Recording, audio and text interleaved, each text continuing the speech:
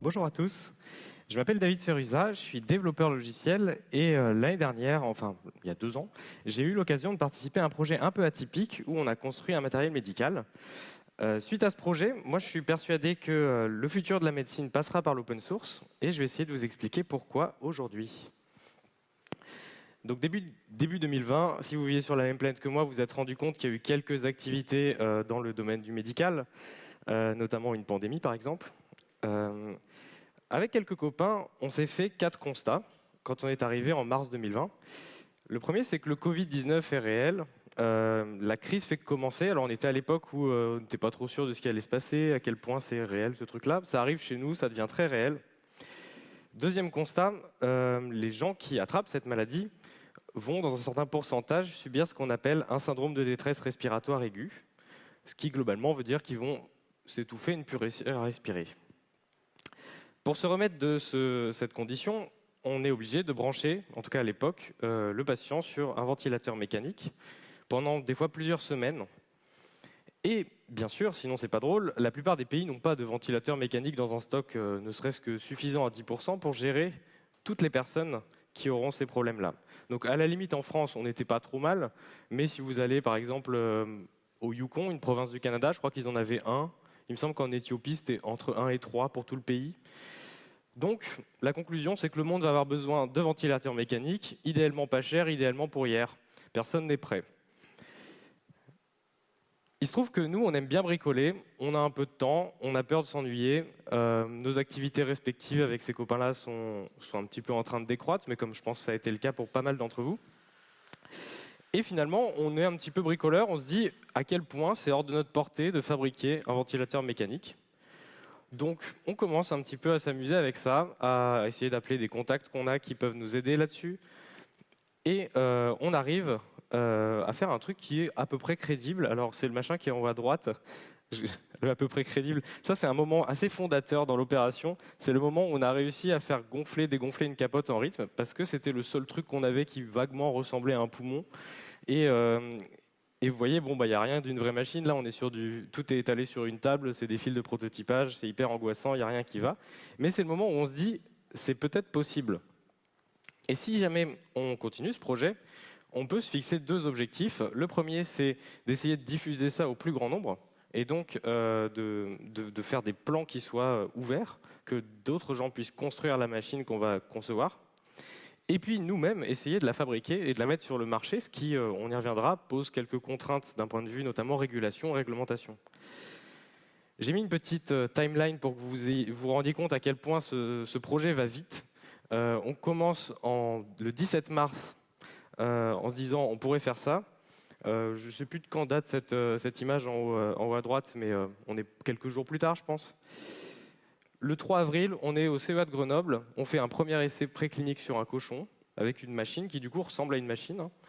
Le 10 avril, on soumet un dossier à l'ANSM, donc je crois que c'est Association nationale de sécurité du médicament et des appareils médicaux. Et le 12 avril, on est déjà en train de pré-industrialiser, de sortir une première série au CEA de manière industrielle. Donc c'était une petite série de 20. Donc ça allait hyper vite. On parle de même pas un mois là-dessus. Et pour vous faire un petit peu une vue d'ensemble, parce qu'en fait là je ne vais pas vous parler du projet, je ne vais pas vous parler de l'histoire du projet, je vais m'en servir comme illustration, mais si ça vous intéresse d'avoir un peu une vision de l'épopée, je vous renvoie vers la conférence de Quentin, qui a dirigé le projet, il a donné une conférence à Devox qui explique un peu pourquoi, comment, etc. Moi je vais me contenter de résumer ça en disant on a construit cette noble machine que vous voyez là. C'est un ventilateur mécanique moyen de gamme. On visait du bas de gamme, on veut en produire plein et que ça sauve des gens. Finalement, apparemment, on n'a pas été si mauvais puisque les experts qui l'ont évalué nous disent qu'on est plutôt sur du moyen de gamme.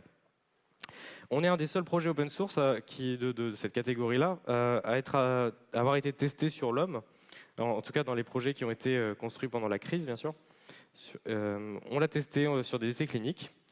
On a fait une série de 200 exemplaires qui sont pour la plupart partis en mode humanitaire, qu'on a donné dans des pays qui en avaient besoin. Tout ça a été conçu en un temps record. Donc là, on parle de quelques mois pour la version que vous voyez. Normalement, de ce que j'ai cru comprendre, chez un fabricant, c'est plutôt 3 ans ce genre de projet. Nous, on a fait ça en quelques mois. Un des trucs qui était hyper important, c'était d'utiliser des composants qui sont approvisionnables à l'échelle. Ça veut dire que si on se dit, OK, il nous en faut 10 000, il nous en faut 100 000, que ce soit pas genre, ah ouais, mais en fait, on est capable de produire ce truc-là que 100, et donc on va pas réussir à le produire à l'échelle de notre produit fini. Et puis bien sûr, on voulait que ces composants-là ne soient pas dans d'autres respirateurs du marché, parce que ça sert à rien de se dire on va produire plein de respirateurs s'ils ont tous besoin de la même pièce qu'on n'arrive pas à produire. Et le point le plus important, c'est que tout ça est open source. À la fois le hardware, à la fois le software. Et c'est là-dessus que je vais revenir et un petit peu développer. Avant de rentrer dans le détail de médical plus open source, qu'est-ce que ça donne, etc., qu'est-ce que ça nous a apporté d'être en open source, je vais faire un petit rappel sur la notion d'open source en elle-même. On peut parler de logiciel libre, ou en anglais free software. C'est quelque chose qui apparaît dans les années 80, pas mal promu par Richard Stallman, un chercheur américain, qui, lui, en gros, a cette idée que, tout comme l'homme doit maîtriser la machine, l'homme doit maîtriser le logiciel, et non en être l'esclave, et non subir le logiciel parce qu'un petit groupe de personnes en a le contrôle et s'en sert comme moyen d'oppression. Et donc, il va théoriser ça, notamment en disant qu'un logiciel est dit libre s'il va offrir les 4 libertés suivantes. Tout le monde, sans discrimination, peut exécuter ce logiciel. On peut étudier et modifier le fonctionnement de ce logiciel. Donc ça implique à ce moment-là d'avoir accès au code source, ce qui a permis de le créer à la recette de cuisine, si vous voulez, pour pouvoir donc comprendre comment il marche, comprendre qu'il ne fait pas de mal, par exemple. On doit pouvoir redistribuer des copies de ce logiciel. Là, c'est un petit peu la libre circulation. Alors cette clause est peut-être un petit peu plus naturelle pour nous à l'ère d'Internet, mais à l'époque, c'était quelque chose qui méritait d'être mentionné. Et on doit pouvoir distribuer des copies des versions qu'on a modifiées. Puisqu'on a accès au code source, on peut modifier le logiciel, on peut distribuer des versions modifiées, et c'est ça qui fait que le logiciel devient une sorte de bien commun que personne ne va s'approprier de manière trop forte. Il y a un autre concept qui est théoriquement, pour les puristes, différent. Là, je vais simplifier un peu. Quand on parle d'open source, en général, ça veut dire c'est la même chose que le logiciel libre. On va respecter les 4 libertés, ça va être un peu la même chose. Je ne vais pas rentrer dans le détail des petites différences, etc. Je vais me contenter de vous dire que, généralement, quand on parle de logiciel libre, on va voir la finalité philosophique et politique de libérer l'homme de la machine. Et quand on parle d'open source, généralement, on cherche à se focaliser plutôt sur les méthodes de développement collaboratif, sur les méthodes de diffusion. Donc là, je vais utiliser les deux de manière un peu interchangeable. Ne me jetez pas de cailloux, s'il vous plaît. Un dernier point, c'est que, là je vous parle de logiciel jusque-là, mais on peut faire de l'open source avec autre chose que du logiciel. Finalement, n'importe quelle œuvre de l'esprit peut être diffusée et respecter les 4 libertés que j'ai citées juste avant. Donc ça marche pour des spécifications de machines, des plans de machines, de la documentation, même de l'art, des textes, des images, tout ce que vous voulez. Là j'ai mis un exemple, le schéma et puis la petite photo que vous voyez, c'est la célèbre board Arduino Uno, qui du coup est un produit complètement open source, c'est-à-dire que le design hardware, vous pouvez le récupérer, vous pouvez le modifier, vous pouvez le reconstruire chez vous si vous souhaitez. Et vous avez bien sûr toute la documentation, les logiciels qui permettent de flasher des programmes dessus. Toute cette suite-là est open source.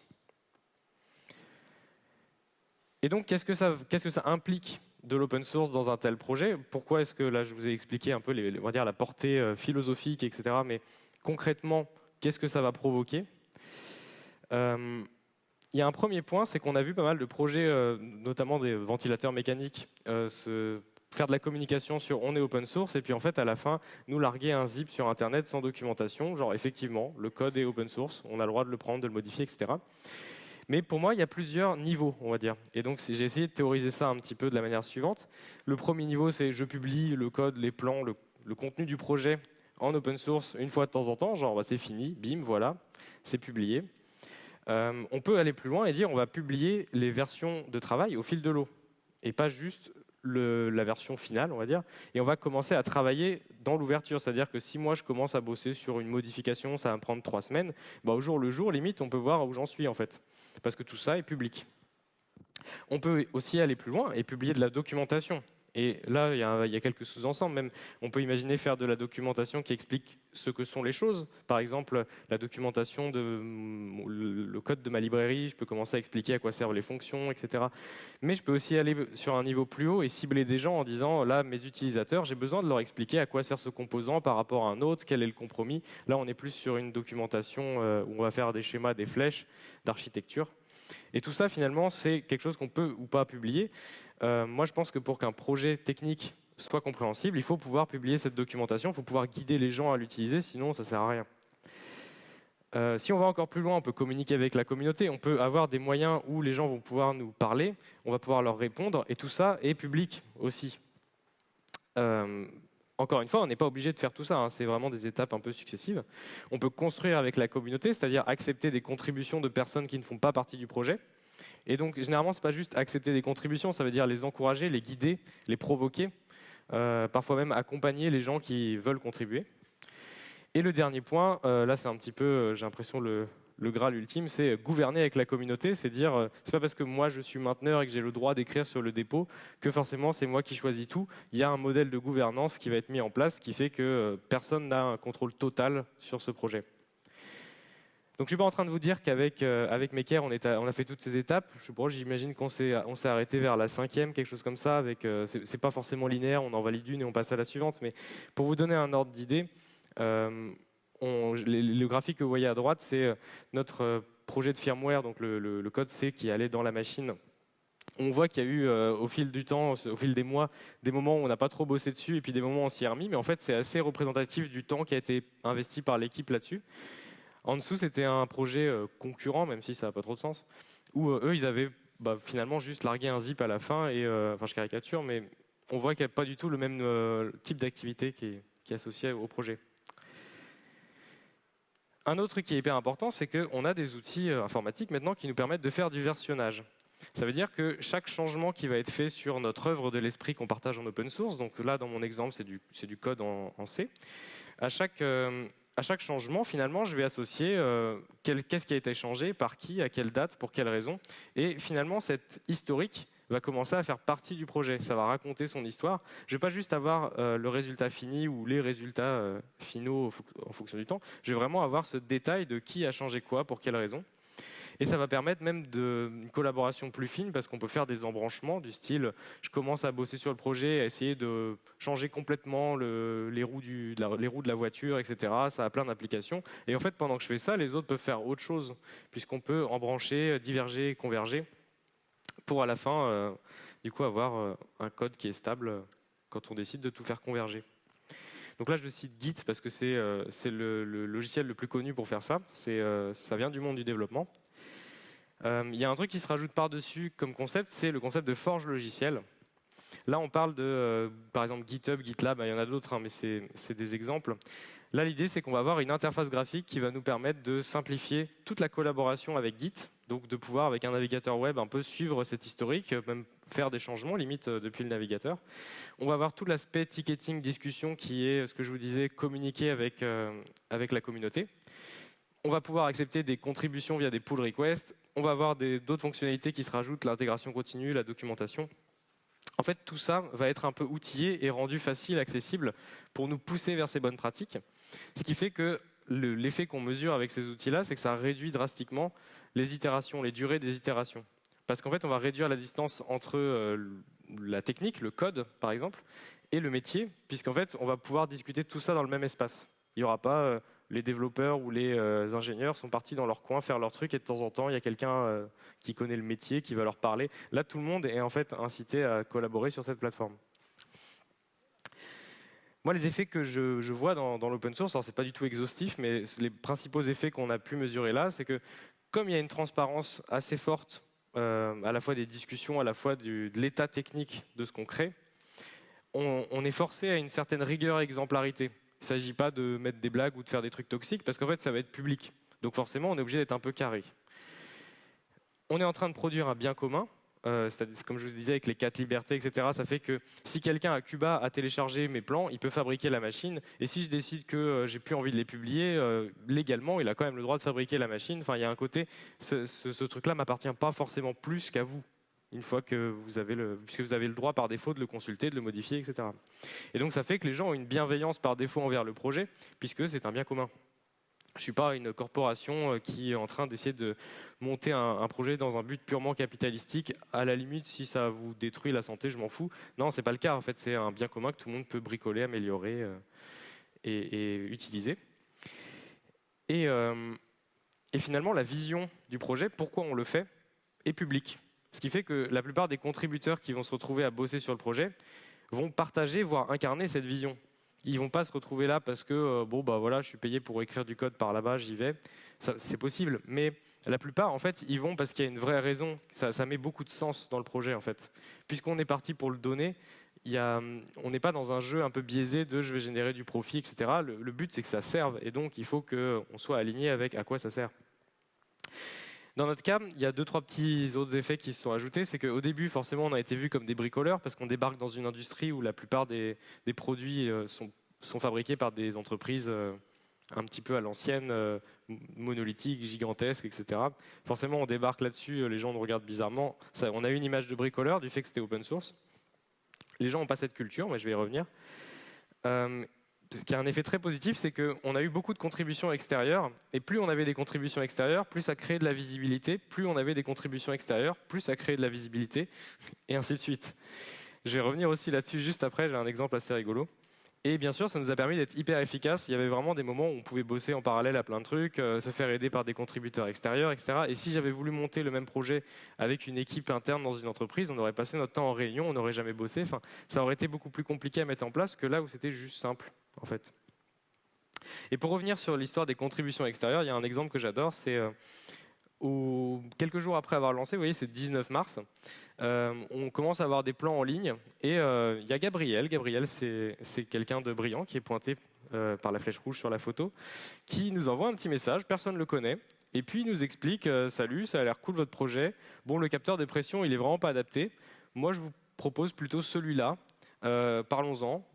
Et en fait, 3 jours plus tard, il rejoignait l'équipe à Nantes, parce qu'il est à Paris. Enfin, en gros, il s'est fait onboarder comme ça, personne ne le connaissait.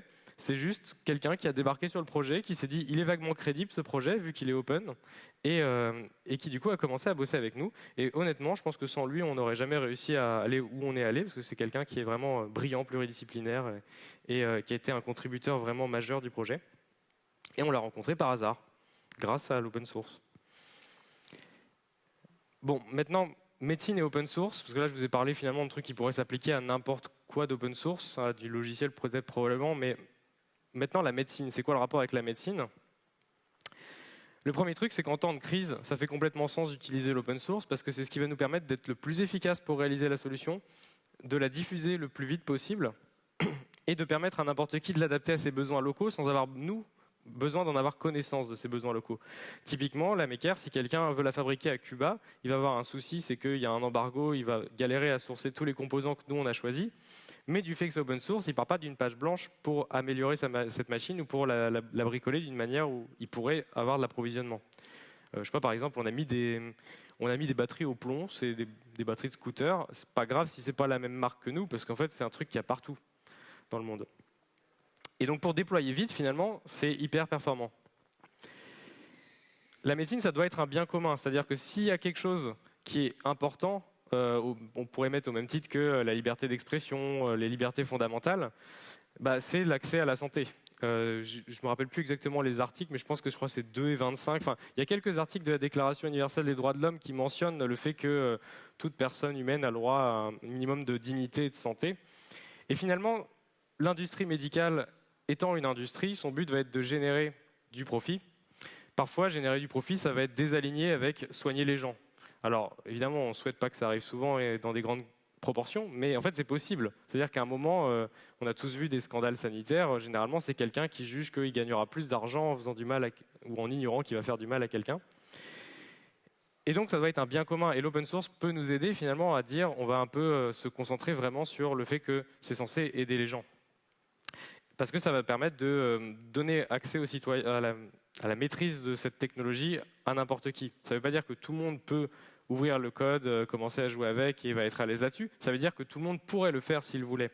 Il y a une sorte d'auditabilité qui est rendue possible. Ça va favoriser aussi l'interopérabilité des données. C'est-à-dire que comme le code est ouvert, les données qui vont être générées par l'application vont en général être un peu travaillées dans un format ouvert qui va être documenté. Ça veut dire que si je récupère ces données-là qui ont été produites par la machine, donc par exemple les données de respiration de Maker, je vais pouvoir écrire un autre logiciel qui va utiliser ces données. C'est là où je parle de système hétérogène organisé autour des données. C'est que comme ce format il est ouvert, éventuellement ça pourrait même devenir un standard si jamais d'autres constructeurs ou plusieurs machines s'emparent de ce format et utilisent ce même format. Ça devient possible d'écrire du logiciel, d'écrire autre chose qui va utiliser ces données-là sans que ce soit 100% du reverse engineering, de l'ingénierie inversée, donc de devoir comprendre qu'est-ce qui a voulu être fait. Là, en fait, on invite les gens à jouer avec ces données-là. Et en fait, c'est important parce que les données médicales, c'est vraiment la clé du progrès. Je vous donne l'exemple du tour de lit. Donc là, vous avez un lit de réanimation. Il y a plein de machines autour. Et en fait, toutes ces machines, elles ont du logiciel dedans. Et toutes ces machines, elles produisent des données. Et en fait, le fait de pouvoir analyser facilement ces données, parce que le format il est ouvert, et le fait de pouvoir croiser ces données entre elles, ça doit être une commodité, parce que c'est ça qui va permettre un certain progrès ou une gestion fine de ce qui se passe. Si mon patient il est en train de se réveiller alors qu'il est branché sur le respirateur artificiel, bah en fait, je peux commencer à avoir des signes de son état via les données du respirateur, mais aussi via l'électrocardiogramme, peut-être via le pouce seringue qui lui injecte certains produits. Et en fait, tout ça, si on arrive à les faire parler ensemble, on peut aller sur des diagnostics bien plus fins. Donc, idéalement, il faudrait même que ce soit possible en temps réel. Alors, je ne suis pas sûr qu'on en soit là, mais en fait, actuellement, c'est pas mal. Si j'ai le matériel d'une telle marque, etc., j'imagine que les trucs, ils vont fournir des logiciels d'analyse, ils vont fournir des choses. Mais en fait, là, on parle de matériel hétérogène. L'open source peut nous aider à faire communiquer tous ces matériels entre eux. Il faut que le matériel médical devienne software first. Pourquoi? Parce que ça nous permet de faire des itérations plus courtes. Ce que j'appelle software first, c'est dire on a vraiment pensé la machine autour du logiciel et pas ah ouais zut on a besoin d'un logiciel, on va claquer un machin minimaliste dans un coin qui ne sera pas maintenu selon les règles de l'art, etc. Là l'exemple que j'aime bien citer c'est Tesla. Tesla qui se démarque par la qualité de son pilote automatique, etc. dans ses voitures. Et quand on regarde, ils ont la moitié de leur équipe d'ingénierie qui est des ingénieurs logiciels. Là où un autre constructeur, en tout cas c'était le cas il y a quelques années, va être plutôt sur du 10-20%, peut-être 30%, mais pas la moitié en fait. Et c'est là où il faut vraiment prendre le coche. Alors j'ai aucune idée s'il faut la moitié des développeurs dans une boîte de matériaux médicaux, mais il faut en tout cas que ce soit un sujet sérieux et que ce ne soit pas un citoyen de seconde classe.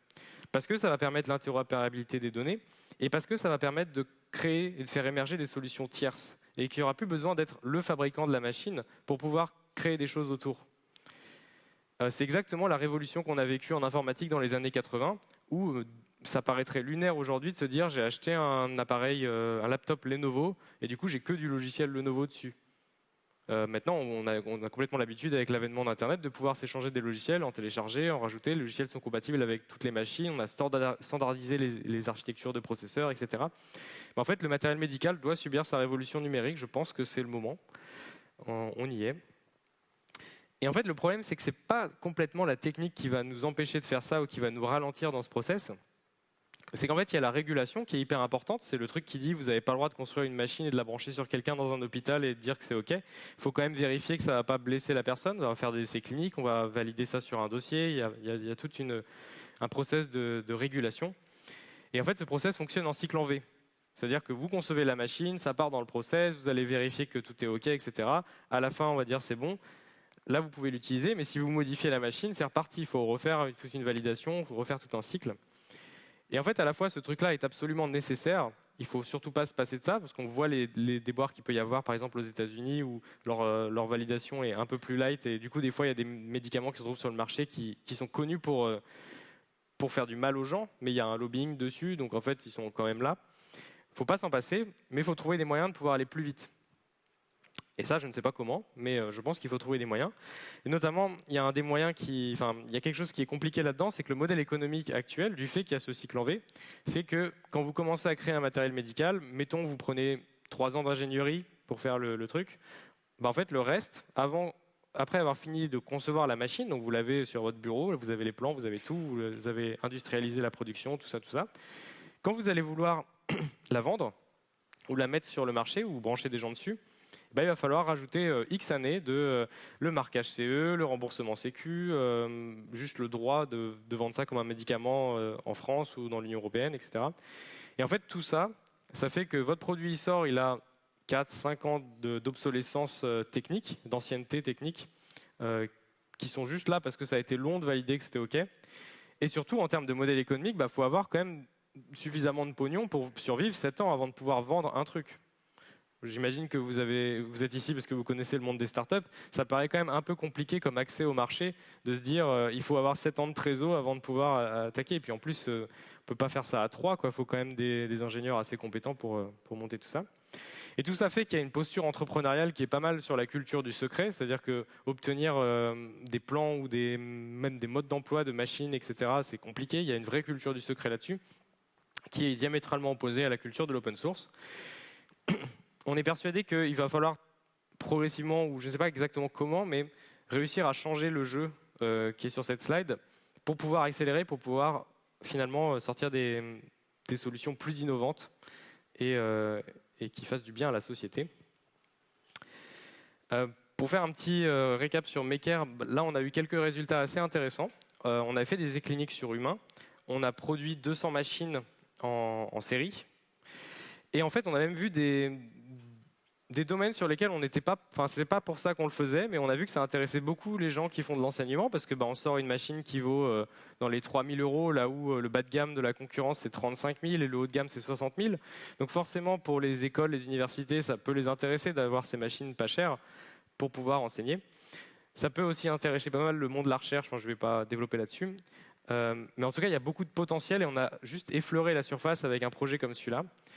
Là, on est en train de se réorienter, d'arrêter d'être en mode crise et d'essayer de pérenniser pas mal de choses pour pouvoir exploiter ces potentiels-là.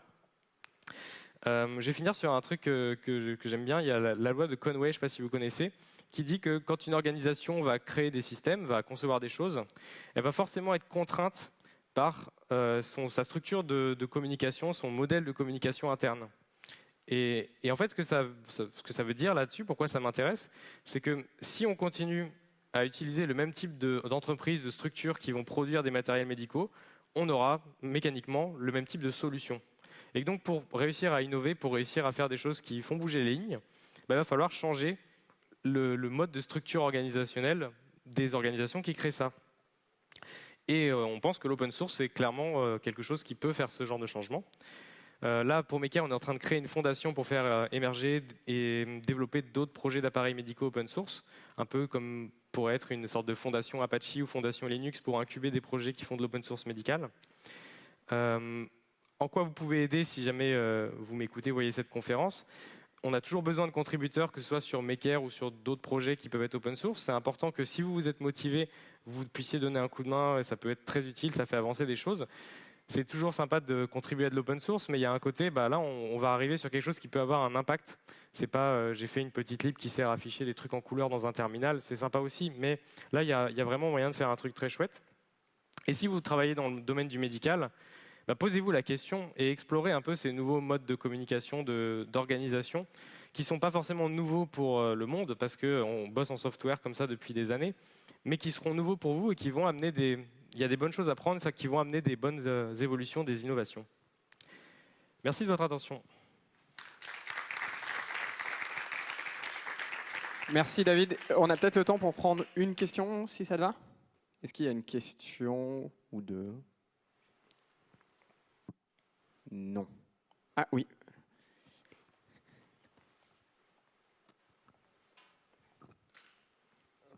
Merci pour la réponse, c'est très intéressant. Je me demandais si, du coup, avec un mode justement open source sur la santé, si genre justement, vu qu'il y a de gros lobbying dans la santé, s'il n'y avait pas eu un peu on va dire des coups de pression sur les projets ou autres de cette grosse industrie qui fait quand même beaucoup d'argent.